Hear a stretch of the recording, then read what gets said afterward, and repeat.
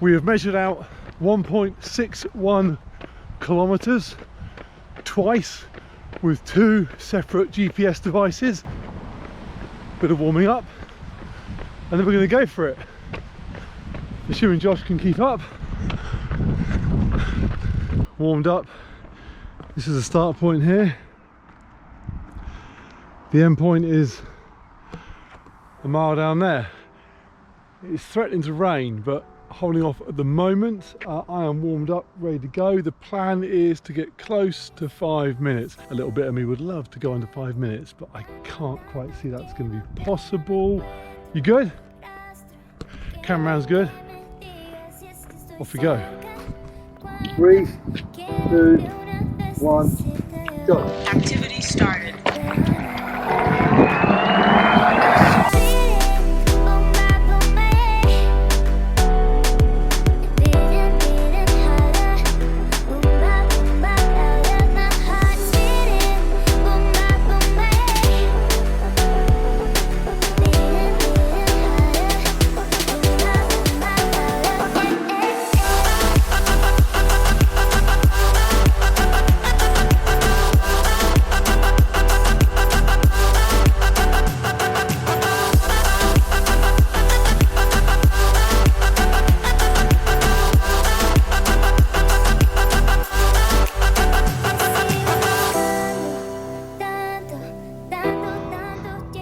.5:13.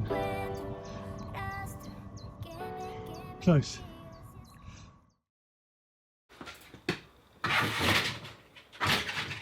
So I've learned 2 things.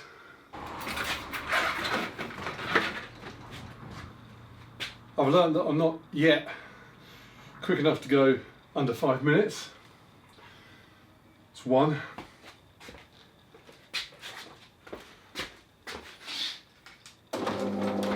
As I was cycling back, it occurred to me that I thought I went into this morning's run rested and good to go because I took yesterday off.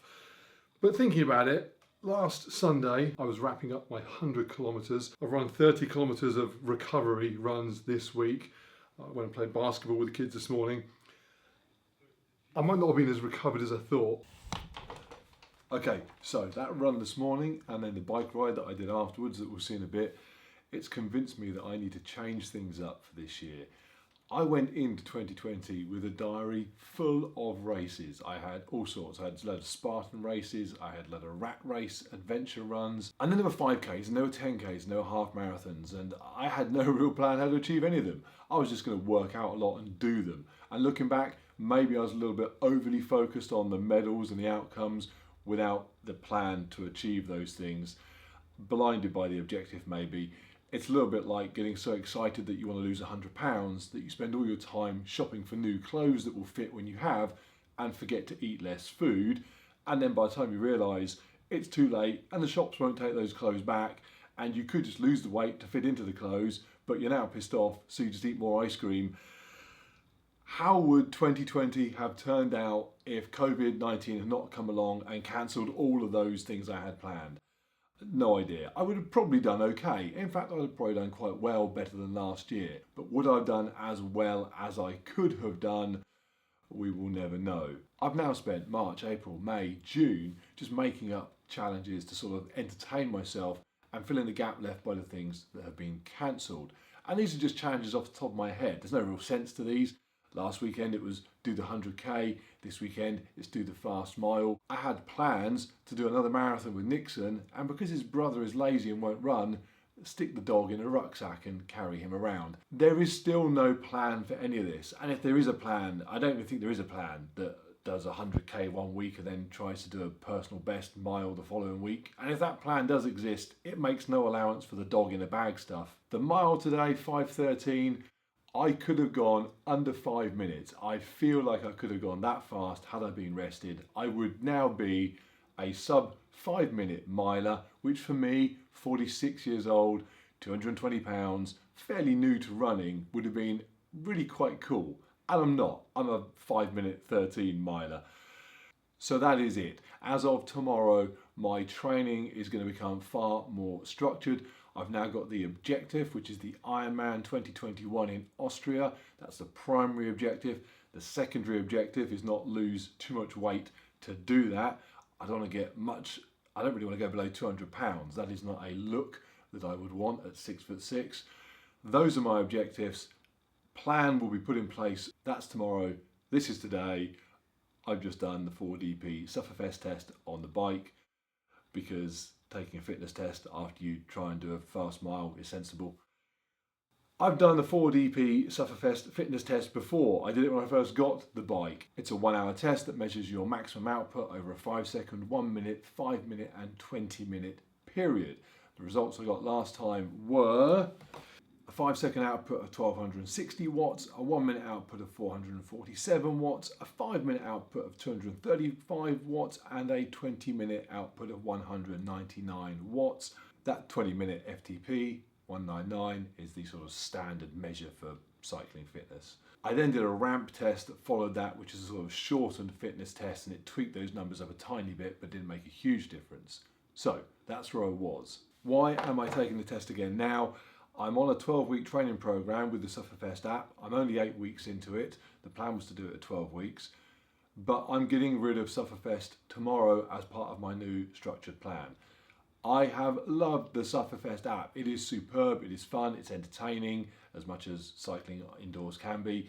Everyone else uses it, my kids use it, Jen uses it all the time. It is brilliant, but it does seem that for creating a long-term structured training plan that will allow for the Ironman next year, there are better options out there. So I'm getting rid of it and I'm replacing it with Trainer Road, which comes highly recommended, and that will start tomorrow morning. I've downloaded a training plan already. I know what I'm going to be doing with it, and obviously we'll review how that goes in due course. So how did I do on the test today? I can remember from last time, the 5 second test was the trickiest technically of all of them because it's quite hard to decide when to start ramping up the effort too soon. It ends up being a 10 second effort. Doesn't sound much, but you effectively doubled the length of the test. Start too late, and by the time you've ramped up, the 5 seconds is almost over. So, timing.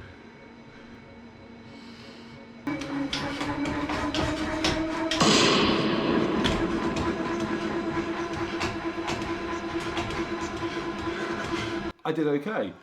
The 5 second test was the first one. You get 2 goes at taking the 5 second maximum output test.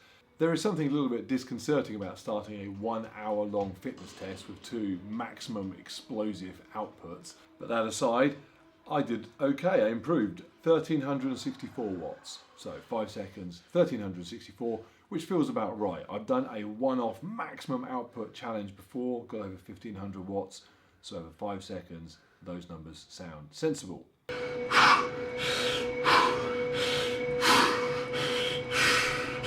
20 seconds.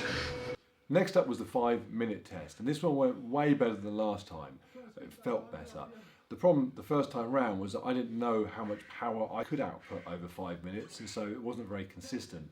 This time round, because the app knew my approximate power, it gave me a target to aim for. So I then went slightly ahead of that and was able to hold on the entire 5 minutes and finished exhausted and felt like I couldn't give any more at all. So a pretty successful test, and my numbers were up. 5 minute result, 330 watts.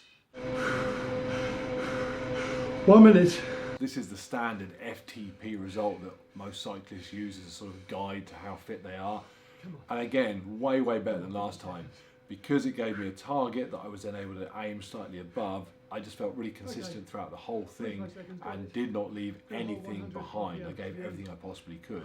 The big issue with the 20-minute test, for me at least, it's more psychological. It's just keeping focused on maintaining that effort. And my secret weapon here was that I had prepared in advance one of my sort of clean-ish cheat meal pudding dessert things that I was only going to allow myself if I improved on every single factor in this test. A scoop of chocolate whey protein, and then some collagen, and then some gummy stuff that makes it all stick together and go gooey, and then some chocolate milk with a splash of water. Blend all that up into a thick sort of goo. I then take a protein bar and some chocolate chips and a bit of cocoa powder so that doesn't stick together when you blend that. I then mix that with some nuts and some cocoa nibs into a bowl, the goo. I then put a little layer of the crispiness on top, and then more goo on top of that, and then more crispiness, and then a banana, a little bit of cream, I whacked that in the fridge, and that was ample motivation to get through the 20-minute test. 2, 1, 0, stop.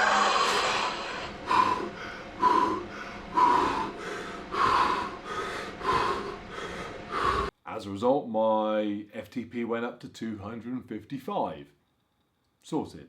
5, 4.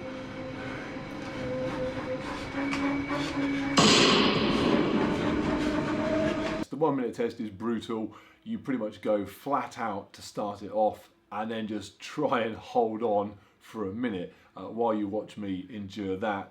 I can tell you that I got 627 watts. I started off around 800 watts and then just died towards the end. It was horrific.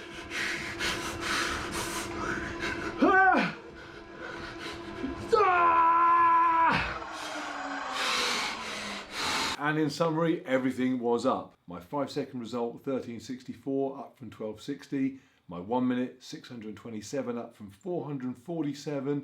My 5 minute, 330, up from 235. And my FTP, 235, up from 199. So better all round, get my pudding. So that was today. Basically, in summary, a bunch of things that were okay but could have been better. That 1 mile should have been under 5 and it wasn't. The bike test, everything was up, but I don't know, it felt like it could have been up a bit more.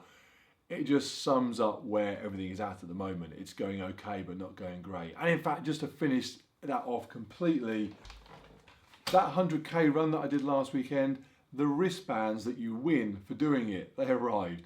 1 wristband for every 5k. So 100k, 20 wristbands, right? No, wristbands up to 85k, apparently you don't get any higher than that. So I'm missing some wristbands. A big deal? Probably not. I'm not quite sure what I'm going to do with them anyway, other than sticking them on the dog so that I could get a good photograph for Nixon's Instagram page. They appear to have no other use whatsoever. It's not like I'm ever going to wear them. That is it. Need to get an early night, rest, because tomorrow morning Ironman training, structured training starts proper.